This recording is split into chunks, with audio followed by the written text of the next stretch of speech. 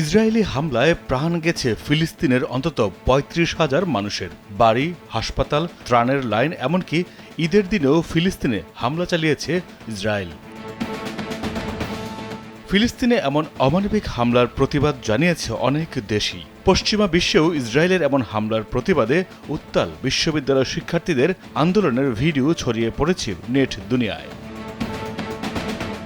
তারই ধারাবাহিকতায় বাংলাদেশও ইসরায়েলের বিরুদ্ধে প্রতিবাদের চিত্র চোখে পড়ে জাতীয় মসজিদ বাইতুল মোকাররমে। সম্মিলিতভাবে ইসরায়েলকে বয়কট করার আহ্বান জানিয়েছে ইসলামী আন্দোলন বাংলাদেশের সিনিয়র নায়েবে আমির ও চরমনায় পীর মুফতি সৈয়দ মোহাম্মদ ফজলুল করিম। যমুনা ইসি, the goodness of purified air. আমার বাসায় এনেছি যমুনা ইসি, আপনি কিনছেন তো? তিনি বলেন, তাদের বিরুদ্ধে যুদ্ধ ঘোষণা করেছে ইসলামী আন্দোলন। দলটি সরাসরি ইসরায়েলের বিপক্ষে যুদ্ধ ঘোষণা করেছে বলেও জানান তিনি। যখনই প্রয়োজন হবে, সুযোগ হবে, তাদের যা কিছু আছে সব নিয়ে ইসরায়েলের বিপক্ষে ঝাঁপিয়ে পড়বে বলেও হুঁশিয়ারি দেন তিনি। আমরা তাদের সাথী হব এবং তাদের যত সহযোগিতার প্রয়োজন আমরা সহযোগিতা। শুক্রবার জুমার নামাজের পর বাইতুল মোকাররম জাতীয় মসজিদের উত্তর গেটে ইসলামী আন্দোলন বাংলাদেশ, ঢাকা মহানগর উত্তর ও দক্ষিণ আয়োজিত অব্যাহত ইসরায়েলি আগ্রাসন বন্ধ ও স্বাধীন ফিলিস্তিন রাষ্ট্র গঠনের দাবিতে এক বিক্ষোভ সমাবেশে তিনি এসব কথা বলেন। সরাসরি তাদেরকে সাহায্য করার জন্য আপনি ব্যবস্থা গ্রহণ করুন।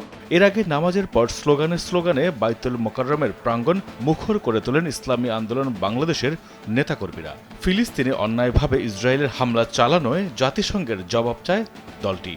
সমাবেশ চলাকালে তারা ফিলিস্তিনের পতাকা উড়িয়ে নাড়তে থাকেন।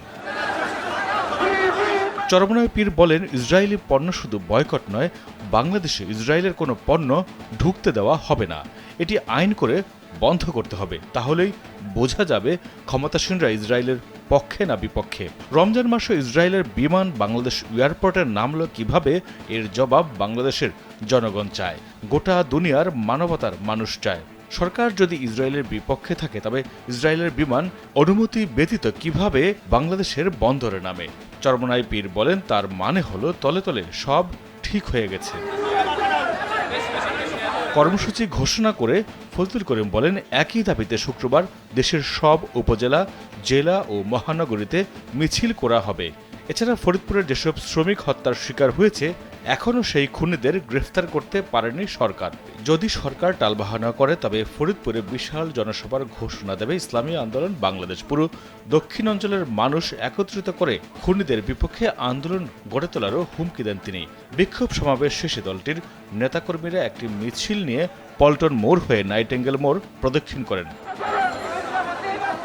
মাইদুর রহমান রুবেল, কালবেলা।